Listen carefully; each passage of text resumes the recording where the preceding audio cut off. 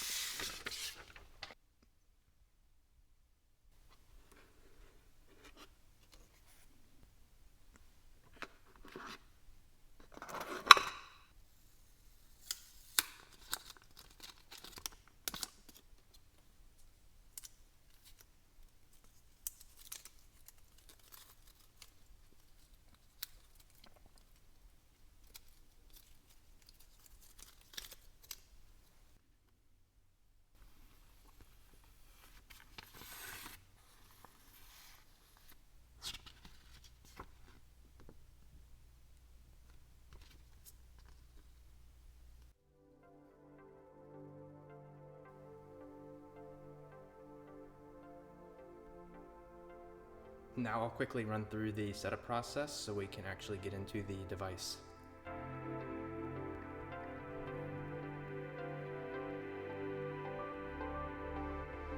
The first thing that's different about this iPad compared to the iPad 8th generation and 9th generation is the front-facing camera was moved from the top over to the right side of the device. And if I go ahead and launch camera, I can show you exactly what it is I'm talking about. If I put my hand about right here, that's where it picks it up the best. But if I put it up where the camera was before, it's not picking up my hand at all.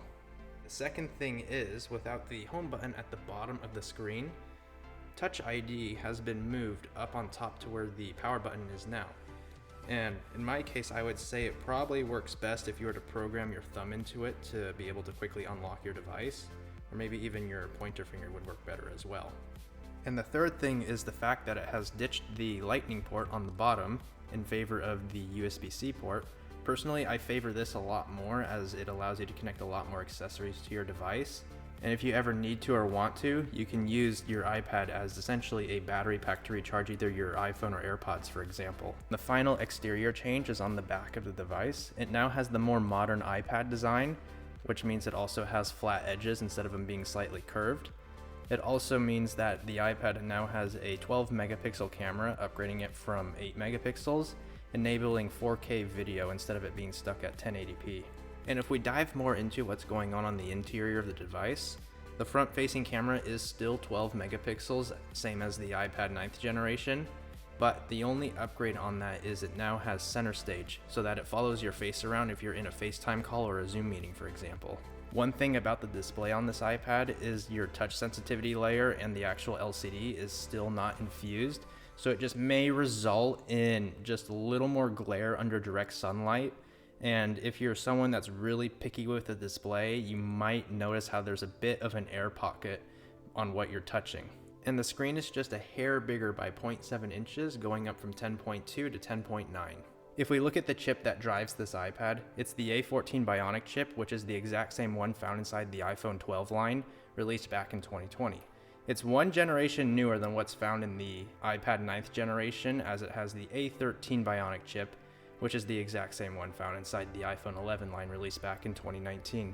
And instead of just having the stereo speaker on the bottom of the iPad, we now have one on top as well, giving us landscape stereo speakers, meaning we have one on the top and the bottom to help make sounds more balanced when watching content in landscape mode. And when it comes to Wi-Fi and cellular connectivity, this iPad has the ability to connect to Wi-Fi 6, so you get slightly faster speeds if your router supports it, and it has the ability to connect to 5G cellular if you opt for a model with cellular connections. And the final thing about this iPad is with its Apple Pencil support. It does support both the Apple Pencil first generation and the new USB-C Apple Pencil that just recently came out. Overall, in the end, I would say this is a very solid entry-level iPad model. if you're just getting into the Apple ecosystem or you just want one that can get you through the lightest daily tasks. But if you're looking for one that's either smaller, has a little more of a spec bump, or is just the absolute best one out there on the market right now, you can of course go with the iPad mini for the smaller screen, the iPad Air for just a slight spec bump, and have the ability to utilize the Apple Pencil 2nd generation. And if you want the best of the best, just get an iPad Pro. And if you do the 12.9-inch iPad Pro as of now, that will enable you to have an OLED display, well, an OLED-based display, instead of a standard LCD display. And with that, if you guys found this unboxing review helpful at all, or useful, I'd appreciate a thumbs up on the video and a subscription to the channel. In the next video, I will be doing a more in-depth review on the Apple Pencil 1st generation and USB-C to figure out which one could work best with the iPad 10th generation. And I'll be signing off here, and I'll catch you guys in the next video.